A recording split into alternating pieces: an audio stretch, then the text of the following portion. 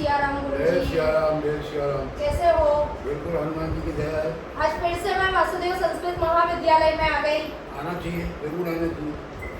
मैंने जो last video रखा था ना, उसके ऊपर से मुझे बहुत सारे प्रश्न आए जिसका हल मैं लेने के लिए आ गई। बिल्कुल कीजिए।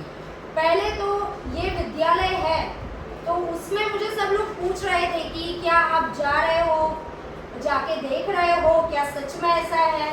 तो इसलिए मैं आ गई। वो तो सब मैंने देख लिया, भोजन की व्यवस्था है, सबको कपड़े मिल रहे हैं, सब शिष्य के साथ भी मैंने बात की। एक प्रश्न आया है ऑडियंस में से ही कि ये संस्था सिर्फ ब्राह्मणों के लिए ही है, तो क्या जो ब्राह्मण नहीं है, अन्य जाति के हैं, उन्होंने क्या किया है? और दूसरा प्रश्न कि जो बेटियां हैं उन्होंने क्या किया? अगर वो ब्राह्मण है तो बेटियों को क्यों एडमिशन नहीं मिलता? ये भी प्रश्न आता है, तो इसका उत्तर मुझे देखिए, आप बता सकते हो? एडमिशन सबको देते हैं।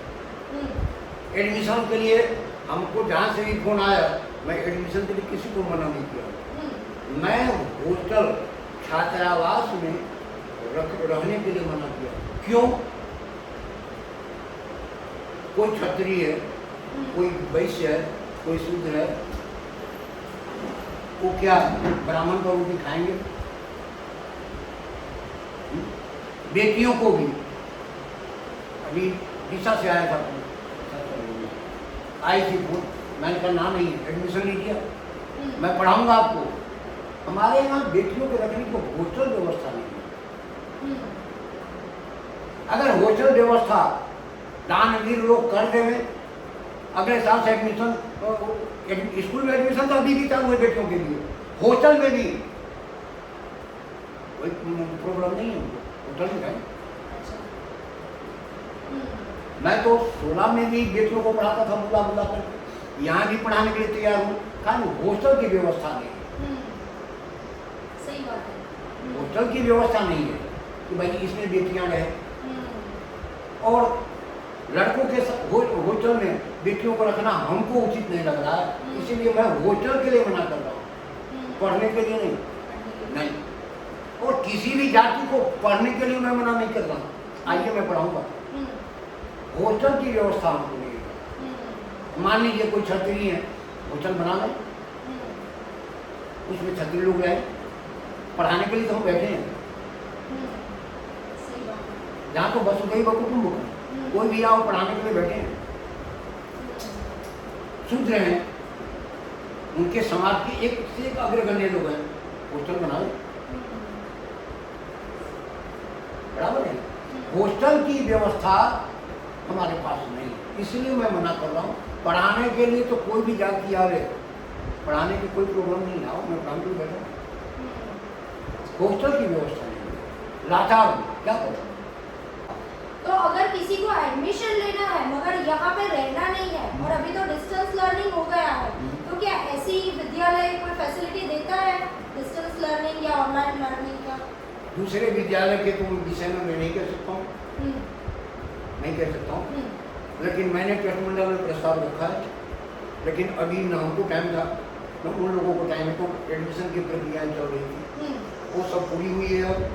अब वो लोग विचार करेंगे, तो मुझे जो लग रहा है बहुत जल्दी ऑनलाइन के शिक्षण यहीं से शुरू होगा। अच्छा, और वो ब्राह्मण नॉन ब्राह्मण कोई भी लिंक इंस्टाग्राम इंस्टाग्राम पर आपके माध्यम से ही लिंक डाल दिया जाएगा, समय इतने से इतने बजे। अच्छा, वो पूरे विश्व बहुत लोगों का ऐसा मांग भी है। अच्छा, हाँ, तो वो सुविधा बहुत जल्दी जो है ना उपलब्ध कराएगा। पानी को कभी कोई बांध के नहीं रह सकता है। अच्छा, हवा, पानी और अग्नि, ये तीनों निरंकुश होता है। अच्छा, तो मैं क्या पढ़ाऊंगा, क्या नहीं पढ़ाऊंगा, वो जब समय आएगा तब देख लूंगा। तो प्राय हनुमान जी की कृपा से अगर आज्ञा हुई तो हमारा बहुत तो रहेगा। विषय क्या रहेगा, क्योंकि मैं लोगों के ऊपर विषय थोपूंगा नहीं, उनसे मांगूंगा। अच्छा, आपको किस विषय में अच्छा, क्या प्रश्न है, वो प्रश्न आप भेजिए।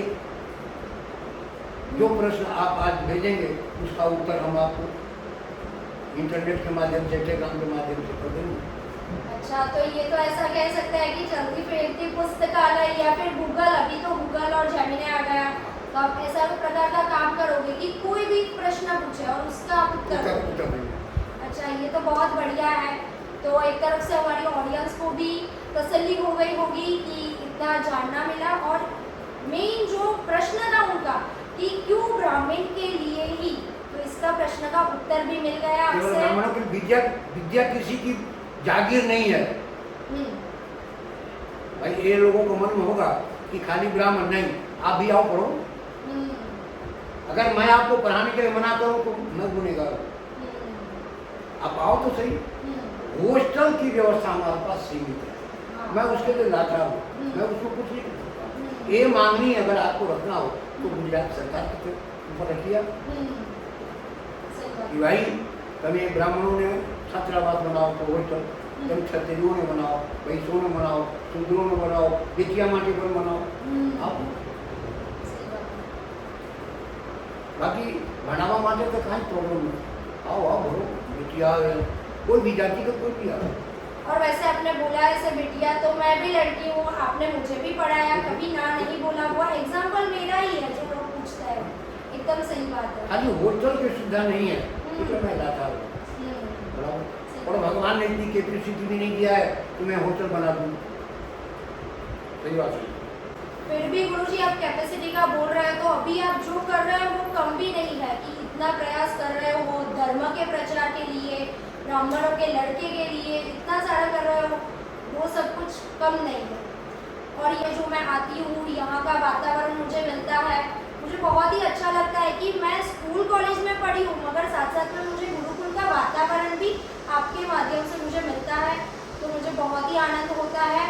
और इतना आपका समय लिया और इतना आपके पास से जो भी ज्ञान लिया, इसके लिए मैं आभारी हूँ। धन्यवाद। जय सिया राम। जय श्री राम।